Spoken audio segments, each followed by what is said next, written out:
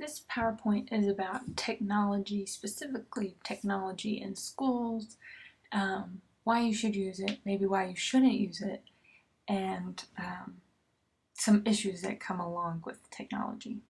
So let's take some time to think about the pros and cons of technology. So ask yourself these questions. What are some benefits of technology in schools? And what are some negatives or some cons of using technology in schools? I'll give you just a second to think about that for yourself. Alright, so let's talk about some pros.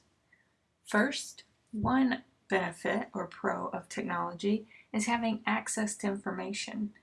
Information is constantly changing, constantly improving, and by having access to technology, you can access that information rather than relying on a static textbook or one person, a teacher.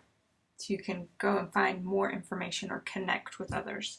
Which leads us to another pro, which is communication. Being able to communicate in a variety of forms with a wider audience, to present information or to gather information or have a back and forth conversation with people that it would not be possible without technology. Think of Skype and email and all these other FaceTime, various things that how you can communicate. Technology can extend someone's learning beyond what they could do in a classroom without technology. So it extends the learning. It helps students become more creative. It allows more outlets for creativity. And it's more efficient in some situations, keeping grades on a computer rather than in a grade book, a paper grade book, or communicating with families and parents, or communicating with students, or creating materials. All those things are faster and easier to do with technology. However, there are some cons of technology. One is the amount of money that it takes to keep up with technology, to provide training for teachers and students on technology. So some question whether the use of that money is better spent on other things like school lunches or more teachers who have smaller classrooms rather than on this technology. Another con is that sometimes technology is not always used effectively. So when talking about the benefits, extending knowledge and helping with students' creativity are some benefits, but only if it's used correctly. And some teachers aren't comfortable with technology or don't know how to use it to extend that learning. And some students don't know how to use technology to extend their learning. So then it just becomes an iPad as a paperweight instead of an iPad as a tool to help learning. So a con would be not the knowledge of how to use it. Another con to technology is virtual bullying. This is becoming more and more of an issue. It's also called cyberbullying. The idea that people are bullying online or through technology. And it makes it a lot harder to detect because it's not happening. You can't see it necessarily. It might be happening at home or on the way to school with cell phones. So it's a lot harder to detect. And some people think that it is more detrimental because, if something is posted on Facebook, then everyone sees it, whereas bullying people might not see it. And another con to technology is an over-reliance on technology, or what Sherry Turkle in your textbook calls passivity. This idea that instead of using technology as a tool to help learning, it just becomes a substitute for learning. Oh, I don't need to know that. I can just look it up. Or I'm not going to listen to this now because I'll just look it up later. So we want to be careful that we're not just replacing teachers with computers or replacing students' thinking with the ability to Google something. So you want to make sure that technology is not being used for passivity.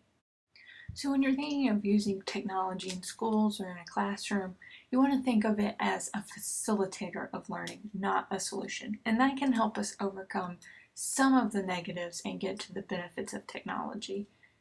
But we still need to think of some of those negatives and how to work around them or find solutions to them. But a facilitator, not a solution. Another issue that comes up when thinking about technology is the idea of the digital divide, which you can read about more in depth in your textbook. But the digital divide is this idea of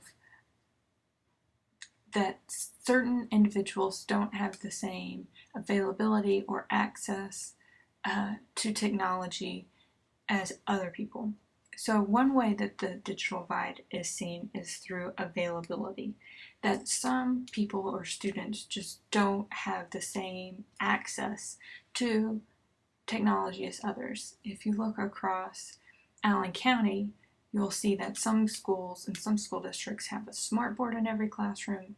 They have classroom sets of iPads, they have computers in their classrooms, they have a computer lab, multiple computer labs, and then you look at other schools in Allen County and they don't even have a whiteboard. They're still using chalkboards, and they might have a computer lab or two and maybe one or two computers in the classroom, but they just don't have the same access, or the technology isn't as available to them inside schools. This idea of access can also be outside of schools, but we're going to focus on inside of schools. Another way that there's a digital divide is even if students have the same access to technology, the way it's used tends to be different. In more affluent schools, it's used for that extension of learning, that students are able to be creative and create projects with that technology. Whereas in lower income schools, it tends to be drill and practice or playing games that are test prep kind of games, or a replacement for a teacher. So a listening station, is a replacement of a teacher reading to the students or listening to a tape or a CD. It's kind of the same old, just with a new piece of technology. So it's not really broadening learning, it's just drill and practice. Whereas in higher SES schools, technology is used to facilitate that learning and broaden the learning. And another way that there's a digital divide is through cultural assumptions, particularly around gender, that boys will naturally be interested in computers and technology, and that's what motivates them, and they should be able to use it, and video games are motivating for boys, and girls may want to play make-believe games if they're interested in technology at all. So the digital divide with these cultural assumptions can reinforce gender stereotypes and sexism in the classroom.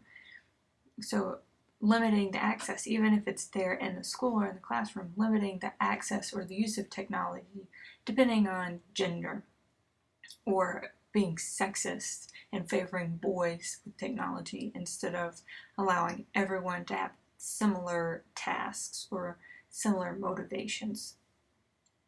So with the digital divide, we want to be conscious in working towards having equal availability, equal use of technology with that extension of the learning or enhancement of the learning, and not just drill and practice prepping for a test, and not limiting girls or limiting certain people based on what we think they should be interested in, based on societal norms or cultural assumptions.